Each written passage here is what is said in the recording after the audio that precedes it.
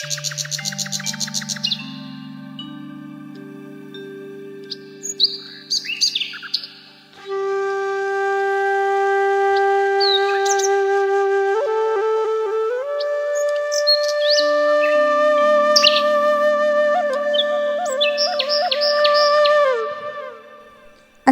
আলাইকুম, আমি নাহিদা। কেমন আছেন সবাই? আশা করছি ভালো আছেন। আলহামদুলিল্লাহ, আমরাও ভালো আছি।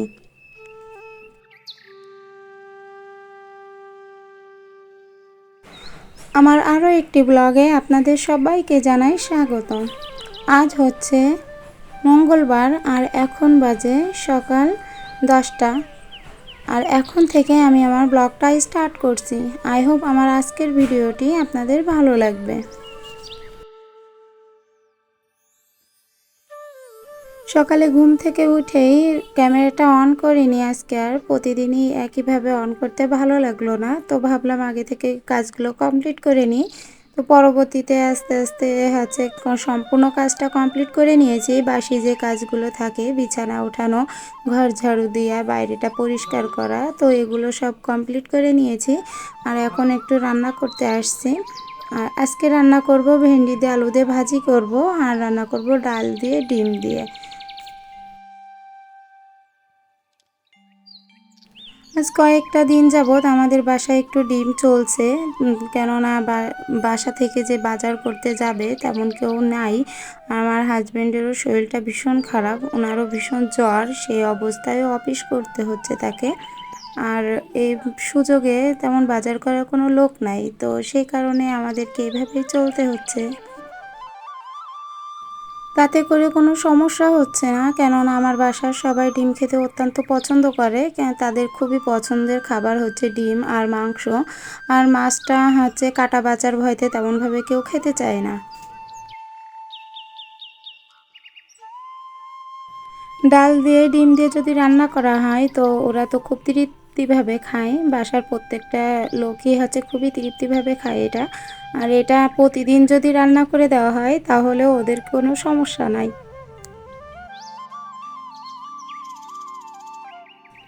তো আমি হালকা করে মুগ ডালটা একটু ভেজে নিয়েছিলাম, বেশি একটা ভাজিনি, যেহেতু এটা হচ্ছে ডিমের দিয়ে রান্না করব। আর যদি মুড়ো ঘন্ট করতাম তো অবশ্যই একটু বেশি করে ভেজে নিতাম।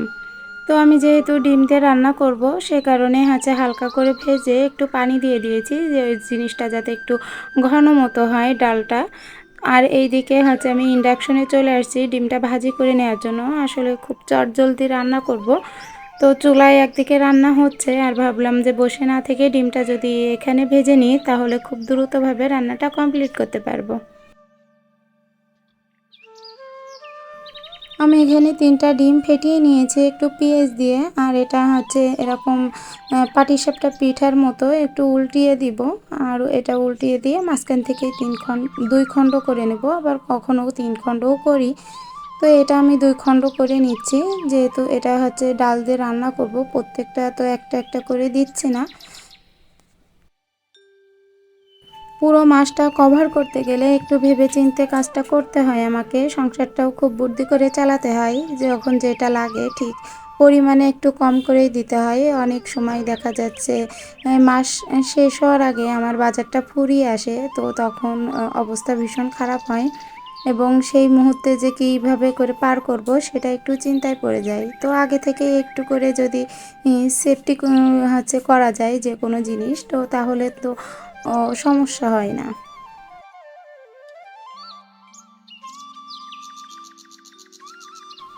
আমাদের মতো মাসিক বেতন যাদের, তাদের তো মাসের প্রথমের দিকে খুব ভালোভাবে যায়, কিন্তু যখন 15 দিন হয় তখনই দেখা যাচ্ছে টাকা অলরেডি শেষ হয়ে যায়।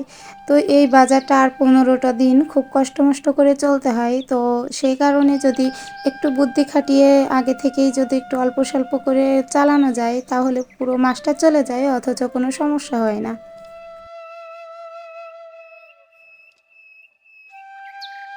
একটা সময় ছিল যখন 500 টাকায়ও মাসটা চলে গেছে, কিন্তু এখনকার সময়ে 500 টাকা মার্কেটে নিয়ে গেলে সেখান থেকে এক ব্যাগ বাজার পর্যন্ত হয় না।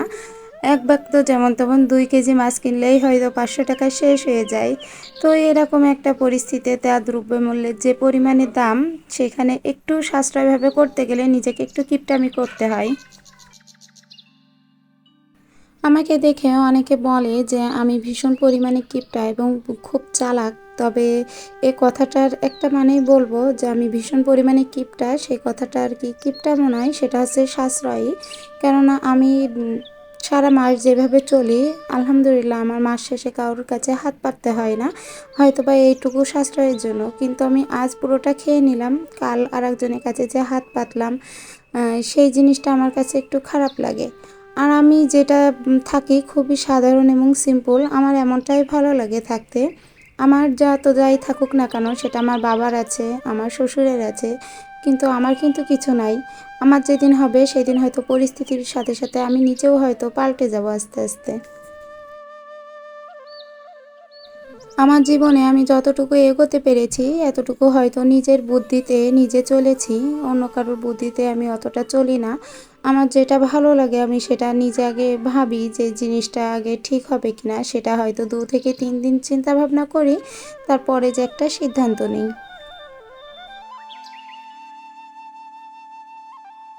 একটা সময় যখন আমার বিয়ে হয়েছিল তখন কিন্তু আমার কিছুই ছিল না। মাথার উপরে যে একটা চাল সেটাও ছিল না আমার।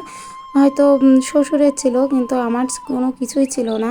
আলহামদুলিল্লাহ আজ আমার 2টা বাড়ি হইছে, নিজের একটা সংসার হয়েছে। এটাই যথেষ্ট। আল্লাহর কাছে অনেক শুকরিয়া আদায় করি। আর এই যে যতটুকু করতে পারছি এটা হচ্ছে নিজের ইচ্ছাতে চলেছি, অন্য কারোর ইচ্ছাতে চলার চেষ্টা করিনি। অথবা পিছনের লোক যদি কিছু বলে তাই সেটাতে কখনো কানও দিতে যাইনি। এমনও হয়েছে যারা মেহমান আমার বাসায় আসছে, অথচ তাদেরকে আমি কিন্তু কখনো ত্রুটি দেয়নি খাওয়া দাওয়ার, তাদের মেহমানদারি আপ্যায়ন করার। অথচ তারা বাসায় যেয়ে অনেক কিছু বলেছে আমার নামে, যে আমি খুব কিপটা, খুব হচ্ছে খারাপভাবে চলি আর কি। অনেক কিছুই বলে, কিন্তু সেগুলো আর কি কানে তুলিনি কখনোই। কিন্তু আজ যখন তারা আমার এই বাড়িতে আসে অথবা আমার এই সফলতা একটু দেখে, তাদের পরিস্থিতি কিন্তু সে জায়গাতেই আছে, অথচ আলহামদুলিল্লাহ আমি একটু হলেও উঠতে পেরেছি। যারা একসময় এ ধরনের কথাবার্তা বলেছে আজ তারা খুব প্রশংসা করে আমার, যে আমি খুবই ভালো, খুব হচ্ছে অন্যান্য লোকের থেকে অথবা বাসার অন্যান্য বউয়ের থেকে হয়তো ভালো। তো এখন নিজেই হাসি যে একটা সময় তারাই খারাপ বলছিল, আবার এখন একটা সময় এসে শুধু সময়ের অপেক্ষা, কিন্তু তাদের ভাষাগুলোও বদলে গেছে। এখানে হচ্ছে গ্রাম থেকে অনেকটা নারকেল আনছিল, যেটা আমি হচ্ছে বাসায় নারকেল তেল তৈরি করব। মাথার চুল তো উঠে অনেকটাই নষ্ট হয়ে যাচ্ছে, তো কি করব সেটা খুব টেনশনে ছিলাম। তো সারা বছরকে যে তেলটা সেটা যদি এখান থেকে হয় তাহলে তো অনেকটা ভালো হয়। তো সেই কারণে অনেকগুলা নারকেল নিয়ে আসছিলো, সেটা কিছুটা নারকেল আমি রেখে দিব একটু পিঠামাটা বানানোর জন্য, কুড়ে রেখে দিব ফ্রিজে। আর কিছুটা নারকেল এখানে হচ্ছে ফাটিয়ে রেখে দিব রোদ্রে, ছাদে রোদে দিব। যখন শুকিয়ে যাবে তখন এটা ভাঙিয়ে তেল করে নিয়ে আসবো।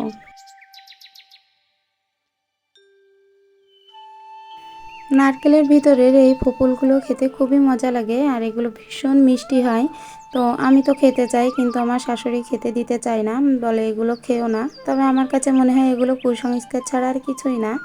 আমি জানি না, সবই উপর আল্লাহ জানে যে তিনারা কি বলে কি না বলে। কিন্তু ওই যে একটা কথা বললাম, আমি কারো কথা শুনি না, নিজের মনে যেটা চাই আমি সেটাই করি।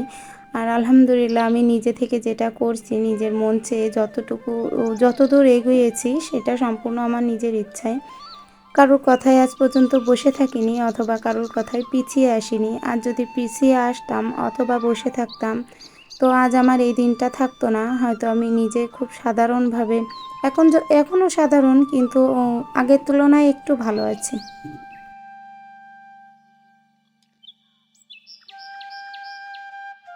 আমার হাজবেন্ড এই নারকেলগুলো কুড়িয়ে দিচ্ছে, কেননা আমার পক্ষে করা সম্ভব না। কারণ আমার তো শ্বাসকষ্ট, আমি যদি নিচে হয়ে এগুলো কুড়ি তো আমার অবস্থাটা আরও খারাপ হয়ে যাবে। তো যাই হোক, কেন উনি নারকেলগুলো কুড়িয়ে দিল, আর এদিকে আমি টিফিন বাটিতে ভরে ডিপে রেখে দেবো, যেটা পিঠার জন্য বানাবো সেই কারণে। আর যে বাটিটা নিয়ে রেখেছি এটাও হচ্ছে পিঠা তৈরি করব, আজকেই তৈরি করব। যেহেতু সাজো যে কোনো জিনিস খেতে খুবই টেস্টি হয়, তো ভাবলাম যে টাটকা টাটকাই রান্না করব। আর আমার হাজব্যান্ডের খুব পছন্দের পিঠাটা, সে কারণে হচ্ছে নারকেলটা রেখে দিয়েছি, পিঠাটা তৈরি করব তাই। আর এদিকে বোতলটা একটু নোংরা হয়েছিল, তো বোতলগুলো একটু পরিষ্কার করে নিয়েছি। অনেক তো কাজ হলো, বাইরের কাজ, আর সারাটা দিন অনেকটাই পরিশ্রম গিয়েছে, তারপরেও হচ্ছে তো কাজের কোনো শেষ থাকে না।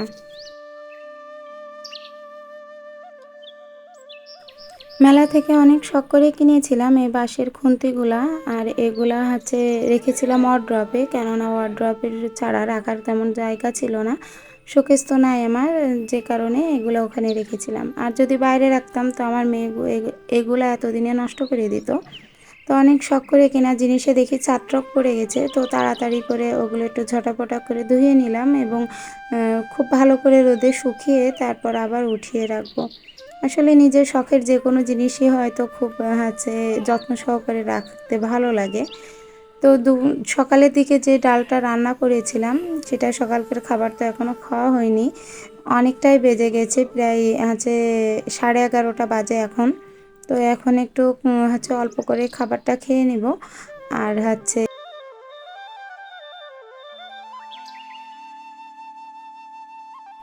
সংসারে কাজের তো শেষ নাই, একের পর একটা শুরু হয়ে যায়। তো এখানে আমার ক্ষেত্রেও ঠিক তেমনই, হয়তো সারা সকাল থেকে যতটুকু কাজ করেছি এখনও হয়তো অনেক কাজই পড়ে রয়েছে।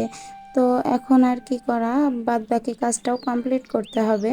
সেটা আমি অফ ক্যামেরাই করে নিব, কেননা সারাদিন ধরে যে কাজগুলো করব পুরোটা দিতে গেলে অনেকটা লং ভিডিও হয়ে যায়।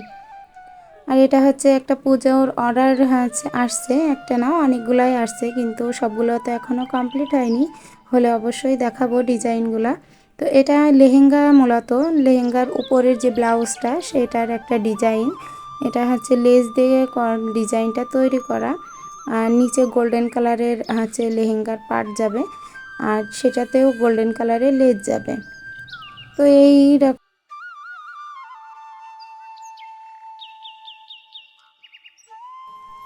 নারকেল যতটুকু উঠিয়ে রেখেছিলাম আমি পিঠা তৈরি করব, তো এখন তো বাজে সন্ধ্যা 6টা, আর এখন আমি চলে আসছি পিঠাটা তৈরি করতে। যেহেতু সন্ধ্যার নাস্তায় আজকে পিঠাটাই রেখেছি, অন্য কিছু আজকে আর করব না, অন্যদিন তো একটু ঝাল ঝাল কিছু করি, তো ভাবলাম প্রতিদিন একরকম নাই করি। তো আজ একটু পিঠা তৈরি করব, সেটা হচ্ছে নারকেলের হচ্ছে ভাজাকুলি যে পিঠাটা সেটা তৈরি করব।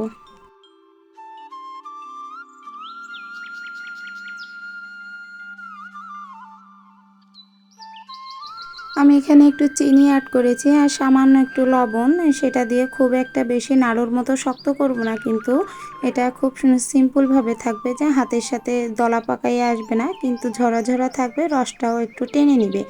এ পর্যায়ে আমি হচ্ছে নারকেলটা নামিয়ে নিয়েছি, আর এদিকে একটু ময়দা মাখিয়ে নিয়েছি, এটা আটা না, এটা আমি ময়দা মাখিয়ে নিয়েছি হচ্ছে কাঁচা পানি দিয়ে, মানে ঠান্ডা পানি দিয়ে ময়দাটা মাখিয়ে নিয়েছি, নিয়ে এটা হচ্ছে পুরটা দিয়ে দেব, দিয়ে এভাবে করে ভাঁজ করে এটা আমি ছুরি দিয়ে কেটে নিব।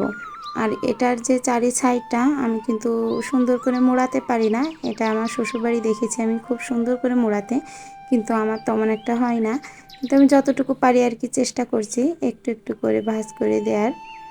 আর হচ্ছে এইভাবে করে আমি এক বাটি পিঠার তৈরি করে নিয়েছি আগে, তারপর এবার ভেজে নিব।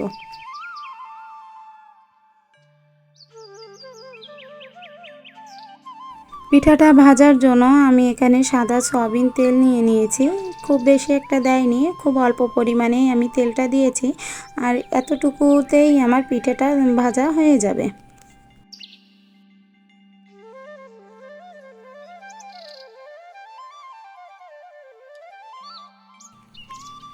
হালকা আঁচে আমি পিঠাগুলো ভাজবো, কেননা বেশি আঁচ দিলে এটা পুড়ে যাবে, তো যে কারণে আমি হালকা আঁচে পিঠাটা ভেজে নিব। আর এটা হালকা যখন ব্রাউন কালার চলে আসবে তখনই পিঠাটা আমি উল্টিয়ে দিব। এই দেখুন আমার ওই অপর পিঠটা খুব সুন্দরভাবে হচ্ছে পিঠাটা তৈরি হয়ে গেছে, নিচে যে পাটটা, এবার এই পাটটাও আস্তে আস্তে সুন্দরভাবে একটু লালচে করে উঠিয়ে নেব। এভাবে করে ভাজলে পিঠাটা পড়বে না, অথচ পুরো পিঠাটা আর কি সুন্দরভাবে ভাজা হয়ে যাবে। নিজের পরিবারের জন্য যখন কিছু তৈরি করি অথবা কোনো কাজ করি সেটা কিন্তু খুব আনন্দ লাগে করতে। এক ফোঁটাও একটু কষ্ট হয় না যে আমি এটা করছি আমার খুব কষ্ট হচ্ছে। এমনিতে কিন্তু শরীরটা ভীষণ খারাপ, তো তার ভিতরেও ওই পিঠাটা তৈরি করছি। আমাকে অনেক বকাঝকাও করছে বাসা থেকে যে আজকে না তৈরি করলে হতো না, কিন্তু আমি এমনই। আমার ফ্যামিলিকে আমি খুব ভালোবাসি এবং তারা যখন যেটা আমি করে খাওয়াতে পারবো সেটাই আমার শান্তি। তোমার আজকের ভিডিওটা এ পর্যায়ে শেষ করছি। দেখা হবে পরবর্তী কোনো ভিডিওতে। ততদিন ভালো থাকবেন, সুস্থ থাকবেন। আল্লাহ হাফেজ।